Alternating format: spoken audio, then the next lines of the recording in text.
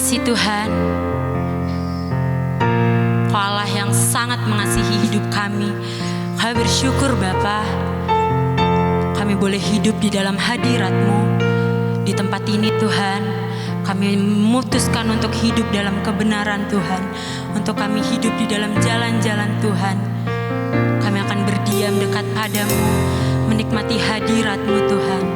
Sebab hanya di dalam hadirat-Mu kami menemukan damai yang sejati. Kami temukan jalan yang terbuka Tuhan, jalan yang hanya tertuju hanya padamu. Terima kasih Bapa.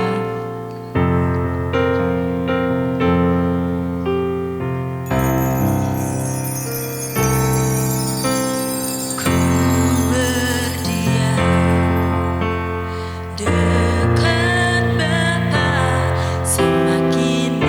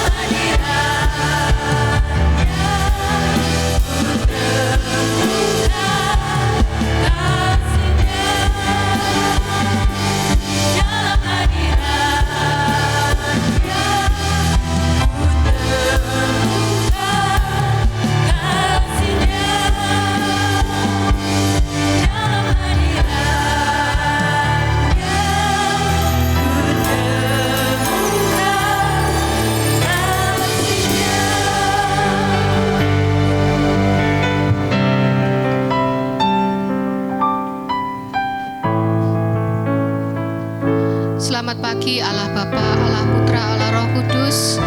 Terima kasih pagi ini kami boleh berkumpul bersama untuk mendengarkan sebagian kecil firman-Mu. Urapilah lidah bibir hamba-Mu ini ya Tuhan, hati yang benar-benar tulus menyampaikan hanya firman-Mu saja. Ya Tuhan, urapilah juga jemaat yang mendengarkan, sehingga firman-Mu ini menjadi rema bagi setiap umat yang mendengarkan, berakar, bertumbuh, dan berbuah dalam hati yang bertanah subur. Terima kasih Tuhan, kami semua yang siap untuk mendengarkan firman-Mu ini, sama-sama kita katakan amin. Ya, silakan duduk Bapak Ibu Saudara. Ya. Shalom, selamat pagi semuanya. Ya, terima kasih Pak Hari, Bu Aming yang sudah memberi saya kesempatan, dan selamat datang juga untuk saudara-saudara ya yang dari Mojokerto ya. Nah, bagaimana kabarnya hari ini semua, sehat ya? Pasti puji Tuhan ya. Ya kata orang sehat itu mahal loh, benar ya. Kalau udah sakit biayanya mahal, tapi sehat itu juga mahal. Bahkan ada yang orang check up setahun bisa 2 kali ke luar negeri. Ya katanya sih sekalian healing gitu ya. Gak apa-apa kalau duitnya memang ada gitu ya. Nah ada juga orang-orang yang menjaga kesehatannya tuh secara berlebihan. Makan ini nggak boleh, makan itu nggak boleh, segala ketakutan akhirnya stres sendiri gitu ya. Paling susah kalau dibawa ke hajatan gitu, segala nggak dimakan gitu ya. Nah kita semua pingin hidup sehat, tapi kita juga harus ingat bahwa hidup kita di dunia ini waktunya sangat terbatas. Ya kalau kita baca di Alkitab ya, antara 70, 80 gitu ya, bisa lebih, bisa juga banyak yang kurang. Bahkan sebelum usia itu sudah banyak yang meninggal ya. Gak ada yang menghalangi kalau Tuhan sudah manggil kita ya. Mau tua, muda, sehat, sakit, mau kaya, mau miskin, ya itu adalah kedaulatan Tuhan. Kita gak bisa nolak ya. Kita ingat satu peristiwa di bulan April kemarin, bisa ditampilkan Helen? Ya, ini mungkin sebagian besar orang tahu ya kejadian ini ya. Kejadian kecelakaan KRL di Bekasi Timur. Nah, itu bulan April, jadi masih baru banget ya. Nah, ini saya ingat waktu itu melihat satu video pendek gitu, short gitu di YouTube. Ada seorang itu ngirim video dia mengantar entah saudaranya, entah temannya itu mau berangkat kerja naik KRL ya, cewek masih muda ya, paling sekitar 20 tahun lebih gitu. Nah cewek ini happy banget karena biasa semangat pagi kerja gitu ya, dada-dada gini, ketawa-ketawa, pokoknya happy gitu. Tapi tidak diketahui bahwa setelah itu kejadian apa yang terjadi, ternyata dia memang berada di gerbong yang ditabrak oleh kereta Argo Bromo itu, dan itu kan kebetulan gerbong terakhir itu gerbong khusus wanita ya.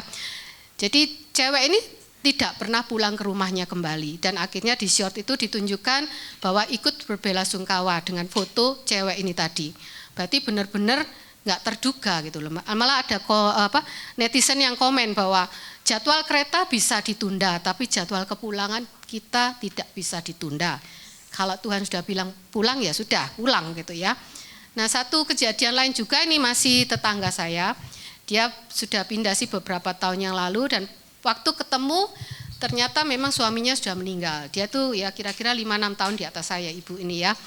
Nah dia bilang suaminya juga belum terlalu tua lah, di atas dia 2 tahun, dan meninggalnya sudah berapa tahun lalu, kira-kira 63 atau 64 lah suaminya ini meninggal. Dia cerita, saya tanya apa suamimu tuh, bapak tuh sakit tak? Enggak, dia bilang. Waktu tuh sore-sore mereka berdua ini lagi asik nonton TV gitu ya, karena nunggu kedua anaknya ini pulang kerja. Jadi sebetulnya mereka nggak ada beban hidup apa-apa gitu, santai. Nah terus si suaminya ini bilang ke istrinya ini tadi, Bu kok aku ngantuk ya, kata dia. Terus kata istrinya, ya udah tidur di kamar aja, kata dia gitu. Enggak lah, aku mau rebahan di sofa ini aja, katanya gitu. Nah dia merebahkan menyendirkan kepalanya gitu, terus langsung merosot gitu. Nah si istrinya kan kaget, terus dipanggil bapak bangun gitu. Tapi ternyata kok nggak respon. Akhirnya dia panggil dokter terdekat, ternyata diperiksa sudah tidak bernyawa. Jadi benar-benar nggak terduga gitu ya. Tuhan panggil kita itu tidak tahu kondisi kita itu lagi apa. Semua tampak sehat, ya satu masih muda, satu bapak-bapak ini juga hidupnya berkecukupan dan sehat juga, nggak ya tidak terduga sekali gitu ya. Nah, dari dua kejadian di atas kita sadar bahwa waktu kita ini sangat amat terbatas. Semua pada akhirnya akan kita tinggalkan. Kalau sudah dipanggil gitu ya mau keluarga, jabatan, kekayaan semua ditinggal. Nggak mungkinlah dibawa, seperti kata Bu Eli kemarin ya, emas 5 kilo nggak mungkinlah dibawa. Pasti dinikmati oleh yang masih tinggal gitu ya. Usia memang milik Tuhan. Kalau ya kita masih diberi hidup sampai saat ini adalah kemurahan Tuhan. Kalau anak muda sekarang kita diberi hidup sekarang ini ya karena kemurahan wifi katanya gitu ya. Masih bisa koneksi. Kalau udah nggak ada wifi paling susah ya. Nah, Tuhan masih belum selesai dengan hidup kita ya. Ada yang masih Tuhan cari gitu loh. Kalau kita masih hidup ini, Tuhan tuh masih mencari sesuatu. Pagi ini kita berbicara tentang apa yang masih Tuhan cari dalam sisa hidup kita. Kita kan nggak tahu hidup ini sampai usia berapa ya. Jangan mentang-mentang sehat terus aku masih panjang umur, belum tentu ya. Hal ini bisa kita lihat dalam perumpamaan di Lukas 13 ayat 6 sampai 9. Ya, ini judul perikopnya adalah perumpamaan tentang pohon ara yang tidak berbuah. Perumpamaan ini adalah sebuah kisah di bumi yang mengandung makna surgawi ya.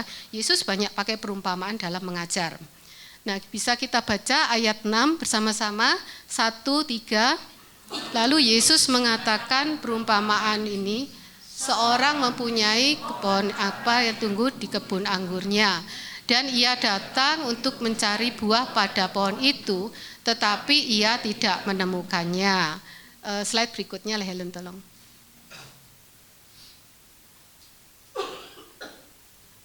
Gambar kebun, buah ara itu ya. Nah, buah ara itu tadi diketemukan tidak berbuah, hanya berdaun saja. Nah, sebetulnya kalau saya cari gambarnya buah ara itu seperti apa sih? Karena saya sendiri ya belum pernah makan. Buah ara itu ternyata kalau berbuah seperti itu dan buahnya katanya mirip delima ya, seperti itu ya. Nah, kita lanjutkan dengan ayat 7. Boleh ayat 7? Kita baca bersama, 1, 3. Lalu ia berkata kepada pengurus kebun anggur itu, sudah 3 tahun aku datang mencari buah pada pohon ara ini dan aku tidak menemukannya. Tebanglah pohon ini, untuk apa ia hidup di tanah ini dengan percuma. Ya, perumpamaan tentang pohon ara ini diungkapkan ketika Yesus berhadapan dengan orang Farisi, dengan orang Yahudi ya. Orang-orang itu biasa suka mencari kesalahan sebetulnya ya.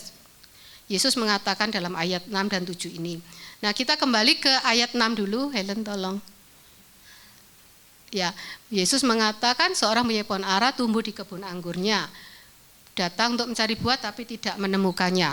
Pohon ara ini bisa tumbuh di mana aja, sebetulnya nggak rewel gitu ya. Beda dengan anggur yang harus perawatannya khusus. Tanahnya harus subur, pupuk, matahari cukup, air cukup. Nah, ara ini sebetulnya enak toh hidup di tengah-tengah kebun anggur ini ya, nutrisi tanahnya pasti cukup. Tetapi pohon ara ini cuma lebat daunnya aja, jadi kayak kamuflase gitu. Kalau orang lihat, wah pasti ini buahnya banyak, tapi ternyata pas dicari nggak ada. Ya kita bayangkan ya pohon ini sudah cukup dewasa, harusnya berbuah gitu loh ya, tapi tidak diketemukan. Bagaimana kalau kita misalnya menanam satu pohon, sudah wayahnya berbuah tapi nggak berbuah-berbuah, pasti jengkel ya, udah tebang aja lah gitu pasti. Ya, keputusan terakhir seperti itu ya, udah capek pelihara tapi nggak ada buahnya ya. Pemilik ini dikatakan bolak-balik datang sampai 3 tahun di ayat 7 tadi, 3 tahun tapi nggak menemukan buahnya ya. 3 tahun aku datang ya, dia jengkel, sudah tebang aja ya. Ya pohon ya, seperti kita, pohon ara ini kan menggambarkan kita, atau kita ini hidup saat ini tidak kekurangan, kita hidup di tanah yang subur ya. Kita bisa makan sehari, ada yang 2 kali, ada yang 3 kali, ada yang 4 kali. Nah, bebas. Bisa ibadah dengan aman. Baca Alkitab ini bebas. Kalau di beberapa negara harus sembunyi-sembunyi, ya dilarang oleh pemerintah dan sebagainya. Kita sih enggak. Kita komsel bisa bebas, nyanyi, nyembah bisa bebas, di rumah enggak ada yang menghalangi atau intimidasi seperti itu ya. Nah, seperti pohon ara ini sebetulnya enggak ada yang menghalangi. Tapi tidak ditemukan buah. Ini menggambarkan orang yang pelayanannya bagus, tapi sebetulnya buahnya enggak ada. Ya, seperti kata Yesus tadi terhadap orang Farisi ya, terhadap ahli Taurat itu, pengetahuan Taurat mereka bagus karena mereka kan memang ahlinya, mereka belajar. Mereka memelihara sabat, puasa, persepuluhan tidak pernah lupa, doanya bisa panjang. Ya kelihatannya rohani sekali loh, sempurna dari luar. Tapi ya mengapa Yesus berbicara seperti itu ya? Karena mereka ini adalah orang-orang yang sombong, angkuh, merasa dirinya paling benar. Kalau kita ingat di Alkitab ada orang Farisi, ahli Taurat yang berdoa berdekatan dengan seorang pemungut cukai. Pemungut cukai ini enggak berani mendongakkan kepala, berarti berdirinya juga jauh-jauh karena dia merasa sebagai orang yang berdosa. Sedangkan si orang Farisi ini tadi ngomong apa? Tuhan, aku bersyukur karena aku tidak seperti orang yang berdosa itu. Kalau digambarkan seperti itu ya. Jadi merasa sudah paling benar, sudah paling suci itu ya. Enggak ada kerendahan hati, itu kan kesombongan. Padahal Tuhan itu sebetulnya yang paling dilihat adalah hati ya. Di Alkitab sebetulnya semuanya Tuhan melihat hati. Yesus menyindir mereka lewat perumpamaan ini. Mereka merasa tersinggung ketika ditegur seperti itu. Bukannya sadar apa introspeksi ya, tapi mereka justru sakit hati. Karena mereka itu hatinya keras ya, enggak mau ngakui kesalahan-kesalahannya. Ya Yesus tahu hati mereka itu seperti apa. Mereka bukannya berterima kasih, malah diingatkan seperti itu, malah Yesus disalibkan sampai wafat ya. Ini suatu peristiwa yang benar-benar menunjukkan watak asli mereka, bahwa kerohanian di luar tuh belum tentu dalamnya seperti itu ya. Jadi Tuhan melihat hati. Dikatakan mereka tidak ada kerendahan hati, enggak bertobat, ketika diingatkan kesalahannya malah marah. Ya, apa maksud pertobatan? Sebetulnya ini sudah sering dibahas, tapi ini saya ingatkan lagi. Ini adalah suatu titik awal hati seseorang benar-benar meninggalkan dosa. Enggak hanya sekedar menyesal dan berkata-kata, janjinya secara kata-kata, atau ya pokoknya cuma di mulut aja, tapi hatinya ini enggak berbalik kepada Tuhan. Benar-benar dia tidak ada perubahan gitu ya. Nah ini dikatakan dalam Matius pasal 3 ayat 8, jadi hasilkanlah buah yang sesuai dengan pertobatan. Ayat 10, kapak sudah tersedia pada akar pohon, dan setiap pohon yang tidak menghasilkan buah yang baik pasti ditebang dan dibuang ke dalam api. Jadi pertobatan adalah buah yang dicari Tuhan. Ya. Nah sekarang kita lanjut ke Lukas tadi ayat 8 dan 9-nya. Ya, kita baca bersama ini kelanjutan perumpamaan tadi. 1, 3. Jawab orang itu, Tuan, biarkanlah dia tumbuh tahun ini lagi. Aku akan mencangkul tanah sekelilingnya dan memberi pupuk kepadanya. Mungkin tahun depan ia berbuah, jika tidak tebanglah dia ya. Nah, ya kita bersyukur bahwa kita ini punya Tuhan yang masih berbelas kasih, masih punya kesabaran, masih kasih kesempatan ya bagi umat-umatnya yang belum berbuah, belum bertobat. Kita semua ini masih banyak yang harus diperbaiki dalam hidup ya. Bahkan ketika Yesus kembali ke surga, dia berkata, Bapa akan mengirim penolong yang lain, yaitu Roh Kudus. Nah, seorang penolong yang lain dikatakan ya. Nah, Roh Kudus ini adalah roh kebenaran yang akan menuntun kita pada seluruh kebenaran. Roh Kudus ini benar-benar satu gift dari Tuhan ya, hadiah. Kita ini masih dibantu oleh Tuhan untuk berbuah. Karena kasihan, pencurahan Roh Kudus ini adalah realitas yang harus kita alami setiap hari. Ya, supaya kita ini, hati kita ini terus berkobar. Karena kadang manusia kalau sudah kena masalah, terus hatinya ini susah, Roh Kudus bicara udah nggak didengar, bisa redup. Makanya kita harus setiap hari ini selalu mohon untuk Roh Kudus itu penuhi kita ya. Nah, tapi Roh Kudus ini diberikan kepada mereka ya hanya yang bersedia menerima saja. Karena banyak orang percaya yang tidak percaya Roh Kudus. Kata mereka ya yang perlu kan Tuhan Yesus aja. Jadi Roh Kudus itu kayak nggak dianggap gitu. Padahal itu adalah roh yang dikirim Bapa untuk menolong kita. Jadi ya sekarang ini Roh Kudus ada sama kita. Bukan berarti Yesus nggak ada loh ya. Tapi kita kan ingat dalam Komsel tentang Tritunggal ya. Tuhan tidak memaksa karena manusia ini punya free will. Kamu nggak mau terima Roh Kudus ya nggak bisa dipaksa kan. Dikatakan hidup kekristenan tanpa Roh Kudus ini seperti mobil mewah tanpa bensin atau sekarang tanpa listrik ya. Bagaimana? Ya kelihatannya bagus, tapi dia tidak bisa jalan kemana-mana. diam di tempat, kelihatannya aja bagus ya. Seperti pohon ara tadi, dia tidak ada Roh Kudusnya, kita tidak ada Roh Kudusnya, tidak bisa berbuah. Kelihatannya bagus, daunnya banyak tapi nggak ada buahnya gitu loh ya. Padahal seharusnya pohon ini berbuah, seharusnya kita ini berbuah, itu yang diminta Tuhan. Roh Kudus membantu kita agar dapat berbuah. Seperti yang Tuhan inginkan ya, punya karakter seperti Kristus. Nah, karakter kita apa? Karakter yang lama kita diubahkan. Kalau yang suka marah-marah, suka ngambekan, suka baper, nah itu ya harus diubahkan.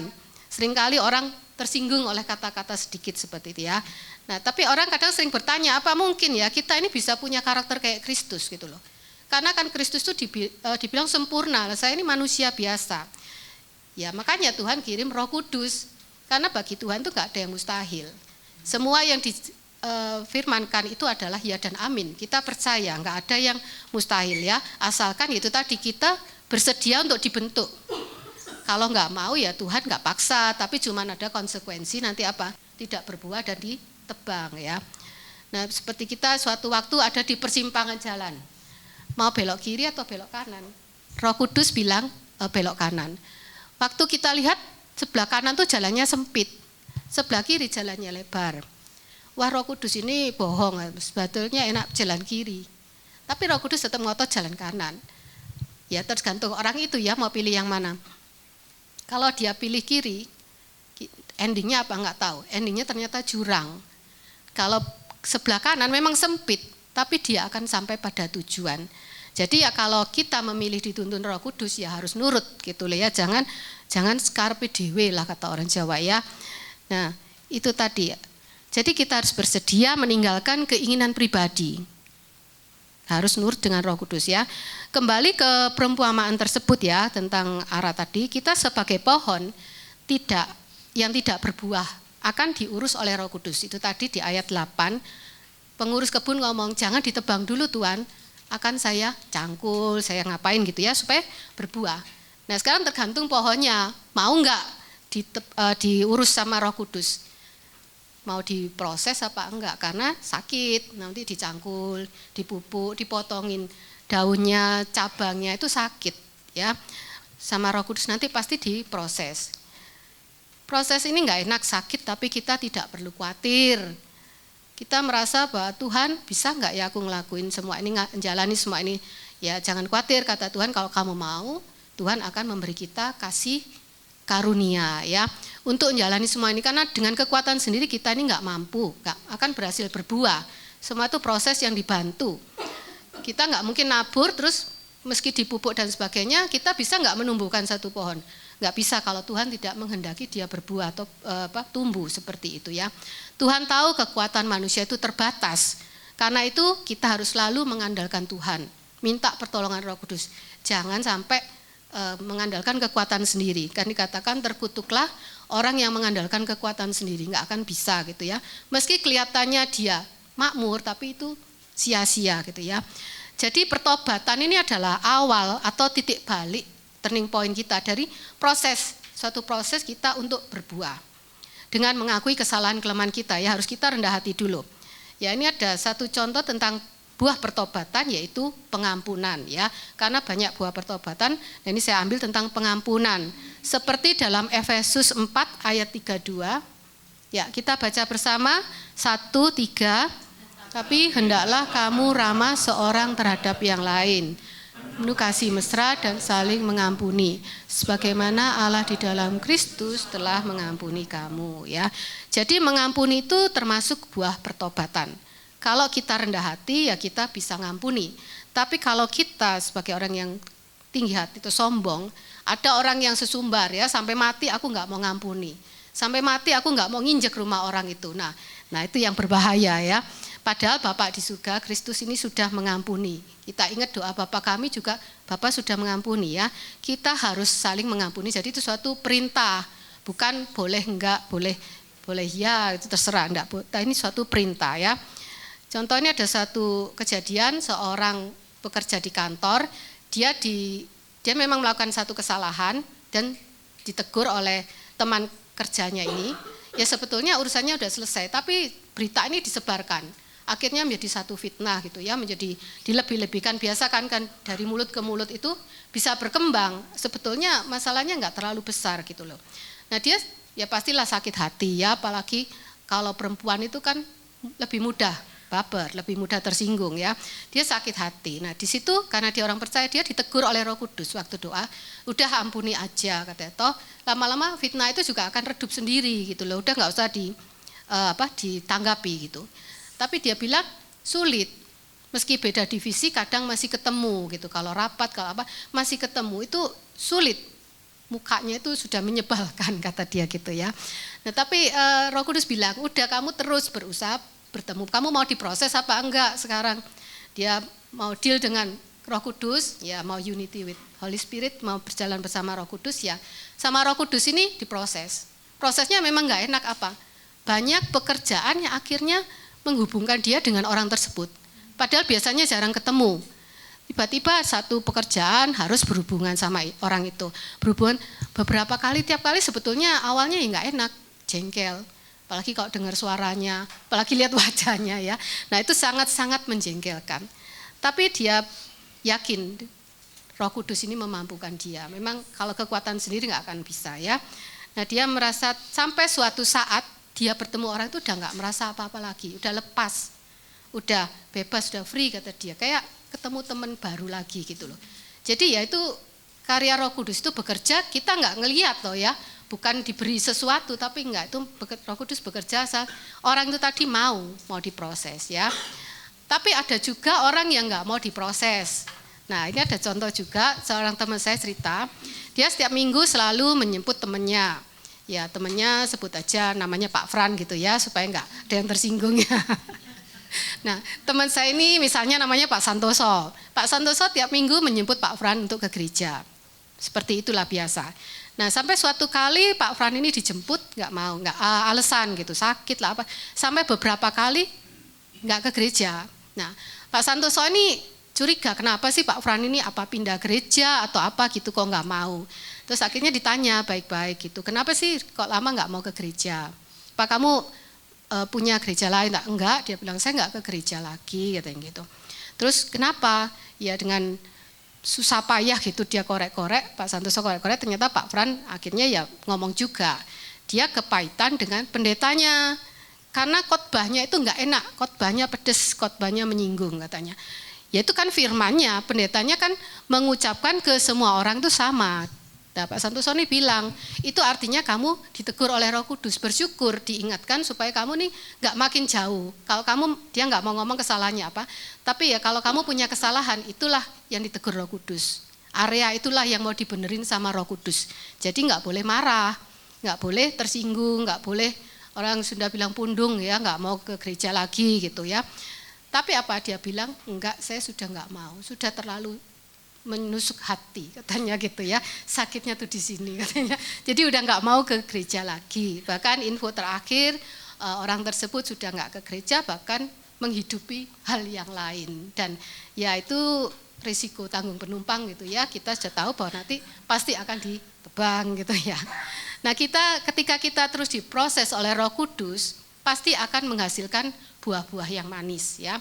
Artinya karakter kita telah diubahkan menjadi seperti karakter Kristus ya. Mengampuni itu menjadi suatu gaya hidup. Ya, berdampak, akhirnya bisa berdampak untuk orang lain. Karena yang bisa menikmati buah ketika kita menghasilkan buah ya orang lain, enggak mungkin kan pohon makan buahnya sendiri gitu ya. Orang lain bisa menikmati buahnya, oh buahnya manis. Oh orang itu disakiti tapi ternyata bisa mengampuni, bisa bahkan mendoakan, bisa menolong. Itu bisa menarik orang ya untuk akhirnya oh ternyata dia orang Kristen, nah, dia orang percaya, pingin sih ajaran Kristus ternyata seperti itu. Nah itu bisa berbuah jiwa ya. Jadi kalau kita simpulkan perumpamaan tadi itu, kita tampilkan gambar satu. Nah ini sesuai dengan perumpamaan tadi kan dikatakan kira-kira setahun lagi ya berbuah, diusahakan. Nah ini pertama tadi dikatakan 3 tahun nggak berbuah, tebang saja. Ini pemimpin perusahaan, pemilik mengatakan ketika seorang karyawan dikasih waktu itu nggak berbuah, 0 terus atau bolos terus kerjanya ya. Udah kasih aja SP1 ya, surat peringatan pertama. Tebang, nanti bakal tebang ini, kasih SP1. Nah, masih tidak berbuah juga, masih tidak ada hasil, masih molor seperti itu, kasih SP2. Nah, ini lama-lama kan SP3 pasti ditebang ya. Tapi nah ini ada Roh Kudus di situ bekerja. Dia ya misalnya manajernya lah Roh Kudus ini diumpamakan gitu ya. Dia bilang kepada bosnya, jangan ditebang dulu, jangan di SP3 dulu kata dia. Coba si orang ini tak ajak ngomong baik-baik. Barangkali dengan cara seperti ini dia bisa memperbaiki diri. Kalau belum berhasil, apa ada penghalangnya? Ya, dicari kekurangannya apa? Apakah dia mau diproses, dibantu seperti itu ya? Ya semua tergantung dari orang yang kena SP ini, dia mau respon apa enggak bantuan dari manajer tadi.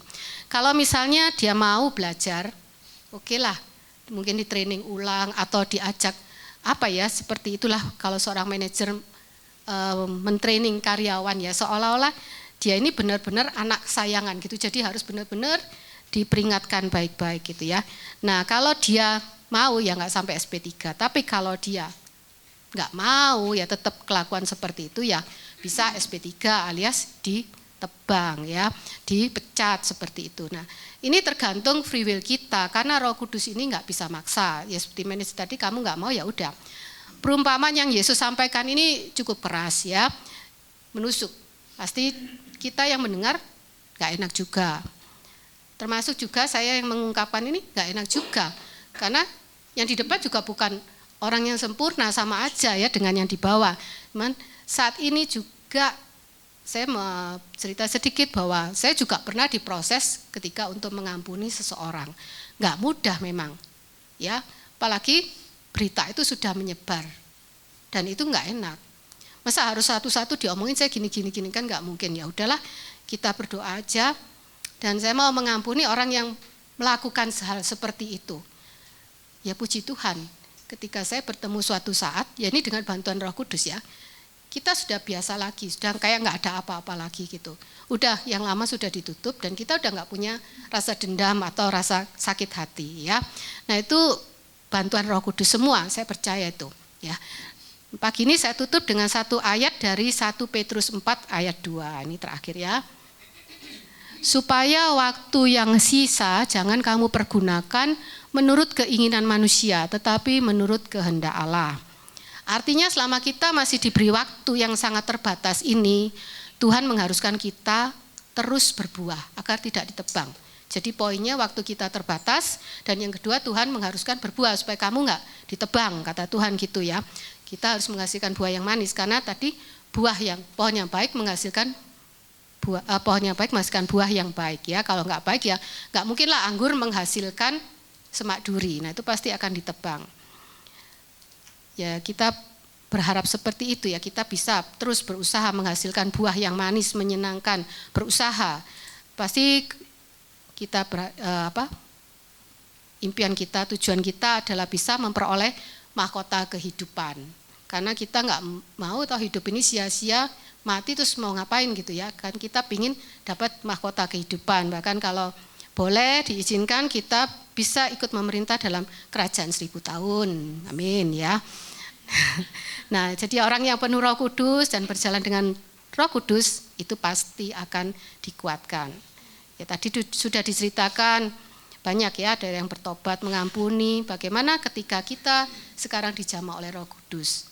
Mungkin saudara-saudara ada yang saat ini merasakan Roh Kudus menjamah saya di area hati saya yang masih nggak beres. Ada sesuatu yang belum saya lepaskan. Ada sesuatu yang masih sulit saya lepaskan. Saya nggak rela hal itu. Padahal saya tahu Roh Kudus sudah bolak-balik ngomong. Nah sekarang ini mungkin Roh Kudus menyampaikan sesuatu pada Anda, saya nggak tahu ya. Kita mohon Roh Kudus untuk memproses kita. Agar ketika Tuhan datang, dia bisa menemukan buah-buah dalam hidup kita. Oke, itulah firman yang bisa saya sampaikan pagi ini. Semoga bisa menjadi rema, bisa menegur kita semua yang di sini, bisa membawa kita pada pertobatan. Amin, silahkan pemuji. Ya. Kita tahu bahwa kita ini hidup di era Roh Kudus ya. Bukan berarti Bapa dan Yesus nggak ada. Mereka semua adalah Tritunggal. Kita percaya Roh Kudus bekerja saat ini menjamah setiap hati kita, menunjukkan setiap sisi gelap hidup kita. Maukah kita diproses?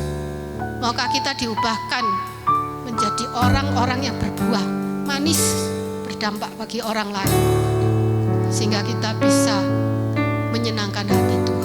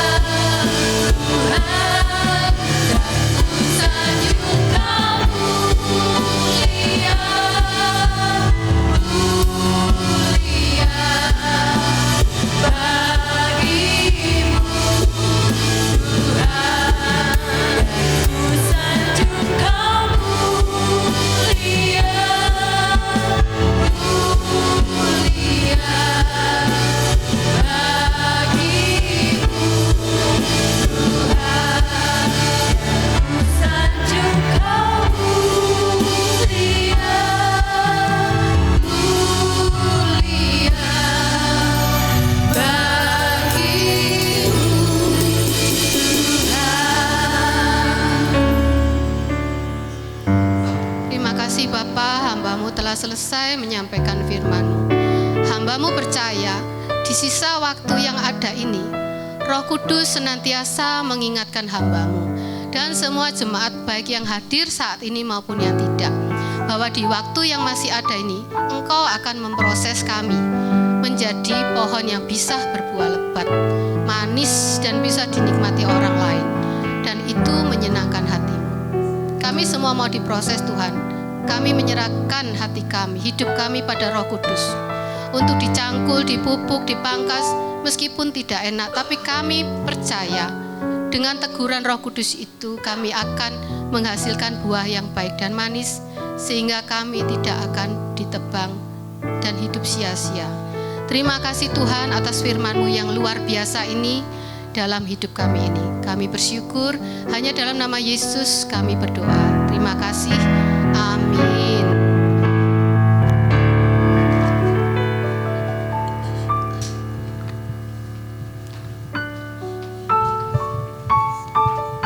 Shalom Bapak Ibu, selamat pagi. Saya akan baca pengumuman.